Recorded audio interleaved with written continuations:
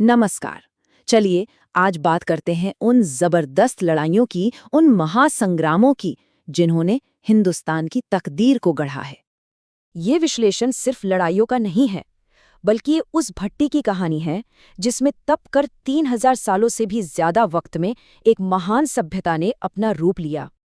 तो चलिए, हमारा ये सफर शुरू होता है हजारों साल पहले से, ऋग्वेद के पन्नों में दर्ज भारत की पहली बड़ी लड़ाई के साथ।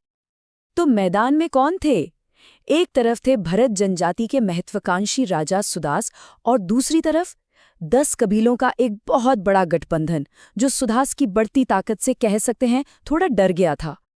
इस प्राचीन युद्ध का नतीजा बहुत बड़ा था। भरत कबीले की जीत हुई और इसी जीत ने आगे चलकर कुरु साम्राज्य की नींव रखी, जो कि वैदिक सभ्यता का एक बड़ा केंद्र बना। अब कहानी में एक बड़ा मोड़ आता है। समय है 326 ईसा पूर्व का। विश्व विजेता सिकंदर महान भारत की दहलीज पर आ पहुंचा था और उसका सामना एक ऐसे दुश्मन से हुआ जिसकी उसने कल्पना भी नहीं की थी। मैदान में दो जबरदस्त ताकतें आमने सामने थीं। एक तरफ सिकंदर की सेना जो दुनिया जीत चुकी थी और दूसरी तरफ राजा पोरस के 200 जंगी हाथी। सोचिए, एक ऐसा हथियार जिसका सामना मैसेडोनिया की सेना ने पहले कभी नहीं किया था। और यहीं पर सिकंदर का जीनियस काम आया। उसने न सिर्फ खराब मौसम और उफनती नदी का फायदा उठाया, बल्कि पोरस की सबसे बड़ी ताकत यानी हाथियों को ही उनकी कमजोरी में बदल दिया। तो हुआ ये कि सिकंदर युद्ध तो जीत गया, लेकिन ये जीत इतनी महंगी साबित हुई कि उसकी थकी हारी सेना ने आगे बढ़ने से ही साफ इनकार कर दिया। और बस यहीं पर सिकंदर का विश्व विजय का सपना भारत की जमीन पर आकर रुक गया। सिकंदर तो चला गया, लेकिन भारत की कहानी तो अभी शुरू हुई थी। अब भारत की अपनी जमीन से एक नई महाशक्ति का उदय हुआ, और ये साम्राज्य किसी एक जंग से नहीं, बल्कि एक जबरदस्त रणनीतिक अभियान से बना था। इस नए साम्राज्य के पीछे दो दिमाग थे, एक नौजवान योद्धा चंद्रगुप्त मौर्य और उनके गुरु महान रणनीतिकार चाणक्य।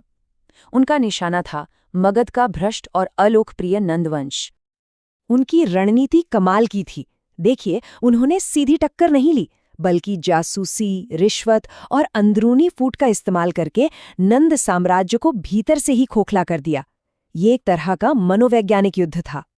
अच्छा, मगध की गद्दी तो मिल गई, पर असली चुनौती अभी बाकी थी, साम्राज्य की पश्चिमी सीमाओं को सुरक्षित करना।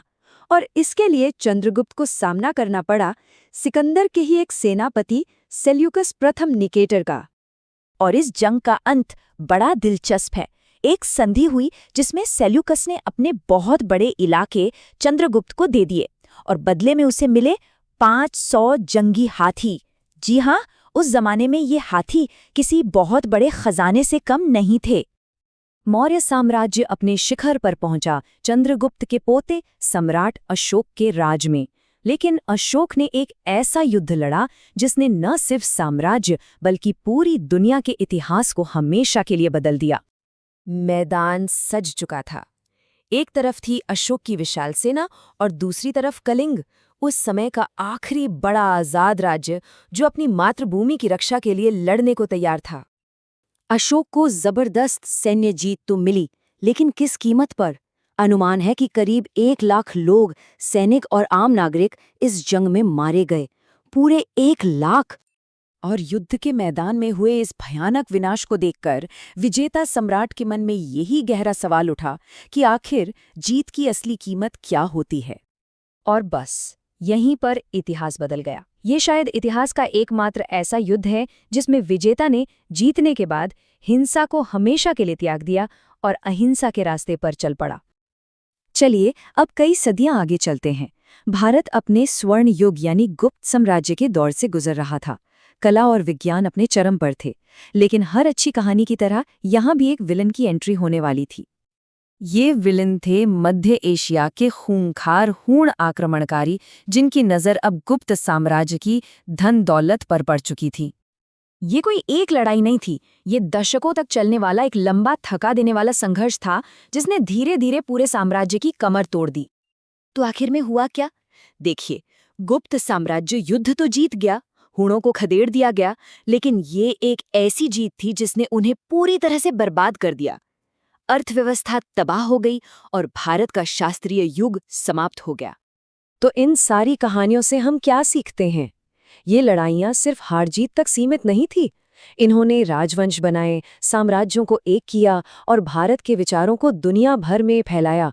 असल में इन्हीं लड़ाइयों की आग में तपकर इस सभ्यता की पहचान बनी है। संघर्ष से तो राष्ट्र बनते हैं, ये हमने देखा, पर ये इतिहास हमें एक सवाल के साथ छोड़ जाता है कि अगर संघर्ष से निर्माण होता है तो फिर शांति से क्या बनता है।